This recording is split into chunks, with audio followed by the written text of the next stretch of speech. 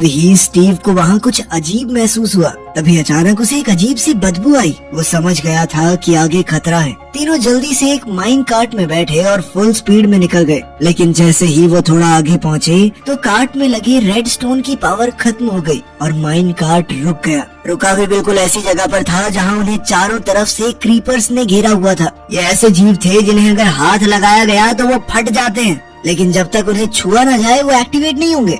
तभी उस जादुई गोले को उनसे लेने ग्रेट बोर भी वहाँ आ गया। स्टीव ने तुरंत फैसला लिया और वहाँ मौजूद सारे क्रीपर्स को एक साथ एक्टिवेट कर दिया। एक बहुत बड़ा धमाका हुआ जिसने ग्रेट बोर को भी ढेर सारे मलबे के नीचे दबा दिया और वो तीनों जमीन के ऊपर निकल आए। जल्द ही वो तीनों एक डरावने फॉरेस्ट मैंशन के सामने पहुंच चुके थे। स्टीव ने बताया कि इसका पहला फ्लोर योद्धाओं से भरा हुआ है। दूसरे फ्लोर में थे काले जादूगर जो डरावने सपनों को जिंदा कर सकते हैं और तीसरे फ्लोर पर वो क्रिस्टल है जो उन्हें चाहिए, जिसकी देख रेख एक खास रक्षक करता है। स्टीव और गैरेट ने योद्धाओं का ध्यान भटकाने का प्लान बनाया, जबकि हेनरी का काम था एक सीढ़ी बनाना और चुपके से उस क्रिस्टल को चुरा लेना। योद्धाओं ने गैरेट को एक रेसलिंग रिंग में डाल दिया जहां उसे उनके सबसे ताकतवर योद्धा से लड़ना था। जब सबका ध्यान फाइट पर था, हेनरी चुपके से थर्ड फ्लोर पर पहुंच गया और एंडरमैन क्रिस्टल ले लिया। तभी वो रक्षक उसके सामने आ गया जो एक लंबा, काला और खतरनाक जीव था। लेकिन हेनरी के पास भी हीरे की कुल्हाड़ी थी।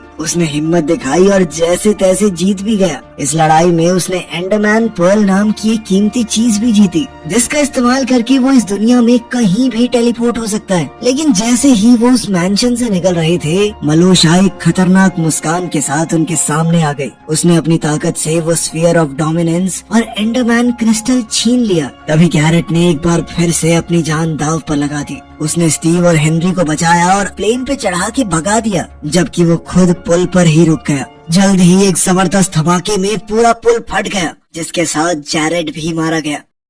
कुछ देर बाद स्टीव का पालतू भेड़िया डेनिस उसे ढूंढते हुए वहां तक पहुंच गया, पर तभी मेलोशा ने जादुई गोले का इस्तेमाल करके नेथर और ओवरवर्ल्ड की पोर्टल को और ज्यादा ताकतवर बना दिया। उसके एक हुक्म पर सूरज तक गायब हो गया और ओवरवर्ल्ड में अंधेरा छा गया। सभी दोस्तों ने तय किया कि उन्हें कुछ भी करके मलोशा को रोकना होगा। उन्होंने हथियार बनाए, मजबूत कवच बनाए और लोहे के रक्षकों की एक फौज तैयार की। सुबह होते ही उन बड़े किए हुए पोर्टल्स में से पिलग्रिम्स का एक बड़ा सा ग्रुप ओवरवर्ल्ड में घुस आया। मलोशा अपनी शैतानी हंसी हंस रही थी। उसे पता था कि लोहे के रक्षक तब तक नहीं लड़ते जब तक उन्हें उकसाया न जाए। लेकिन एक डरपोक पिगलिन ने गलती कर दी। उसने पहले हमला कर दिया और बस सारे रक्षक एक्टिवेट हो गए। जल्द ही एक भयानक जंग शुरू हो गई। अपनी फौज को मुसीबत में देखकर मलोशा